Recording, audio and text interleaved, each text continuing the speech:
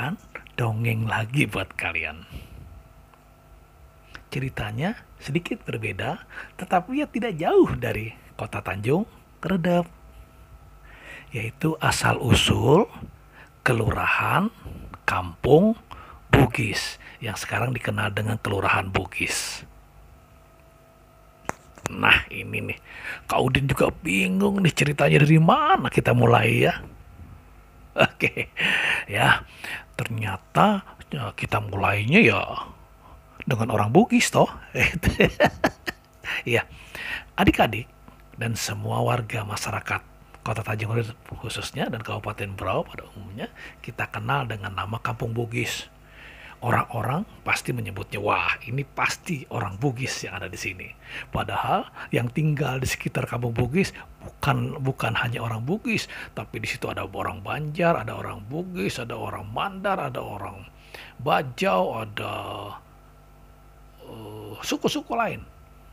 Bahkan hampir semua suku yang ada di Indonesia ada tinggal di wilayah Kampung Bugis. Di mana Kampung Bugis itu? Kampung Bugis adalah wilayah antara ujung Tanjung Redep ya, yang menghadap ke Sambaliung, masuk Sungai Kelai, gitu ya, ke hulu sampai ke wilayah Taman Sanggam. Situ ada Sungai Gayam, itu membatasi wilayah Kampung Bugis. Ada jalan Tendian, ada jalan Pediguna, ada jalan Yosudarso, gitu ya. Itu yang di tepi sungainya. Itulah wilayah Kampung Bugis dari ujung Tanjung sampai wilayah Sungai Gayam.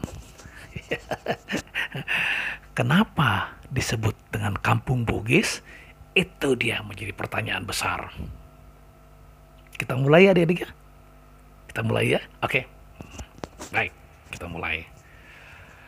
Pada masa kerajaan dulu, di Kabupaten Berau ada dua kerajaan loh, yaitu Kerajaan Gunung Tabur di Sungai Segah dan Kerajaan Sambaliung yang masuk ke wilayah Sungai Kelai.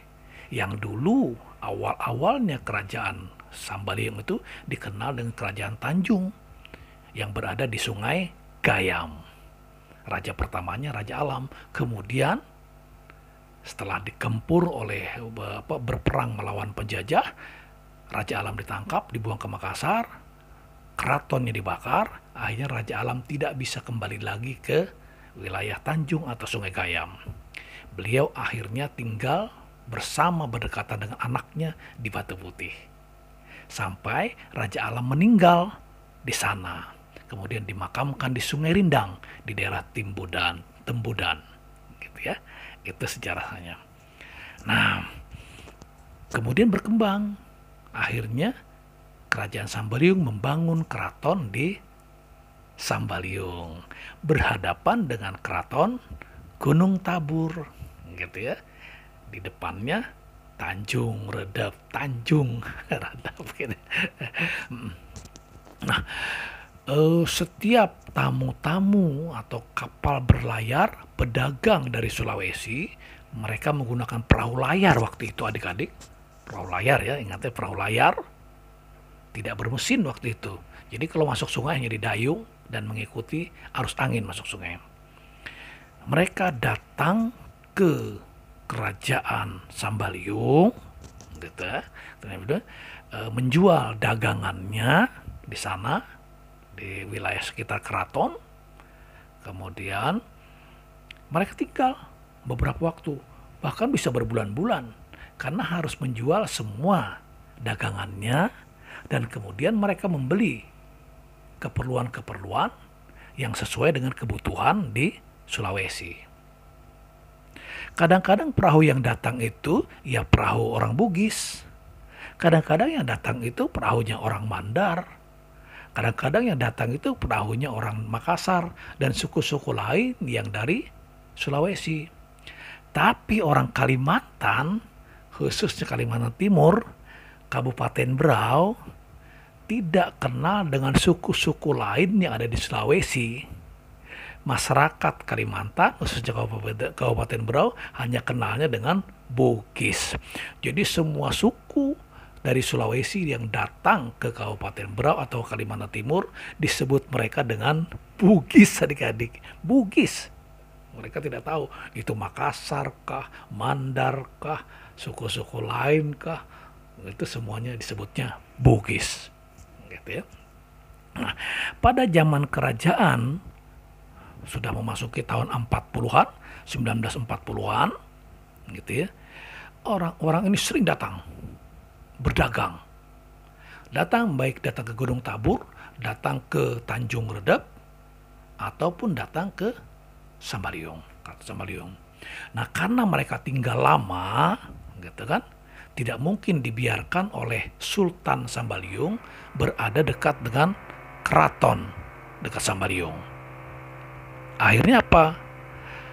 Mereka ditunjukkan oleh Sultan Sambaliung agar mereka bisa menyisih ke seberang ke wilayah Tanjung Redep tadi. Ya, Tanjung Redep yang wilayahnya menghadap ke Sambaliung, bukan yang menghadap ke Gunung Tabur. Nah, perahu-perahu mereka bertambat di situ. Akhirnya karena mereka tinggal di perahu terlalu sempit, mereka membuatlah macam lanting-lanting atau tempat-tempat yang disusun dari batang, kayu-kayu bundar untuk tempat tinggal. Sekalian di situ tempat mereka mandi, tempat mereka mencuci, tempat buang segala-galanya di situ, gitu, mempermudah mereka sambil merawat dan menjaga perahu layar mereka dan dengan datangnya para pedagang atau pembeli. Nah, sambil mereka tinggal di situ, kadang-kadang mereka pakai perahu kecil, macam kelean gitu, kano, tapi bisa membawa barang. Mereka bawa dengan perahu kecil itu ke kota Sambaliung. Mereka bawa sampai ke kota Gunung Tabur. Mereka bawa sampai ke wilayah Tanjung Redep, Batumiang. Dulu di Batumiang, di Jalan Pulau Derawan itu dikenal dengan Kampung Banjar karena banyak orang Banjar di sana. Mereka bawa, mereka jualan. Setelah itu mereka pulang ke tempat itu lagi karena perahu mereka ada di sana bertambat. Mereka buat. Akhirnya lama kelamaan mereka buat rumah di tepi sungai itu. Nah, karena mereka ada yang tinggal, karena ditinggalkan oleh rombongan, kan mereka tetap berdagang nih. Kan tidak mungkin perahu terus tinggal di situ. Sedangkan muatan untuk dibawa kembali ke Celebes, waktu itu Sulawesi itu disebut Celebes, sudah siap. Akhirnya dibongkar semua barang di dalam kapal, ditaruhlah di rumah-rumah, di lanting-lanting di pinggir-pinggir sungai. Di tepi sungai itu ada yang tinggal di sana. Makanya butuh rumah. Tinggal dan tetap berjualan. Perahunya kembali. Datang lagi. Ada lagi tambah 1 orang yang tinggal. 2 orang tinggal, 3 orang tinggal gitu kan untuk dagangan dia. Terus akhirnya dengan ada tempat tinggal seperti itu, rombongan-rombongan perahu layar atau kapal layar itu lebih mudah.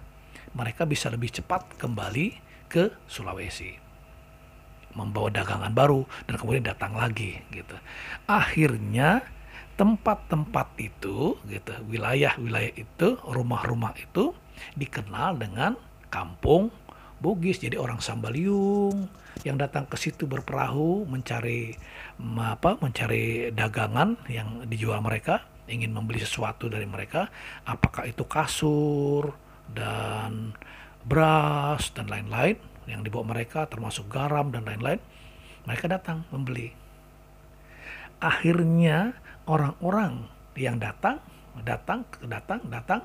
pergi. Kalau ditanya oleh orang-orang lain di tempat mereka, dari mana kamu? Maka disebutnya, aku baru dari Kampung Bugis. Dari tempat orang-orang Bugis itu maksudnya. Yang tinggal di tepi sungai. Ya, kemudian dikenallah nama itu dengan nama Kampung Bugis. Padahal yang tinggal di situ waktu itu bukan hanya orang Bugis, tapi ada orang Makassar, ada orang Mandar dan sebagainya yang memang pekerjaannya sebagai pedagang yang menggunakan perahu layar atau kapal layar.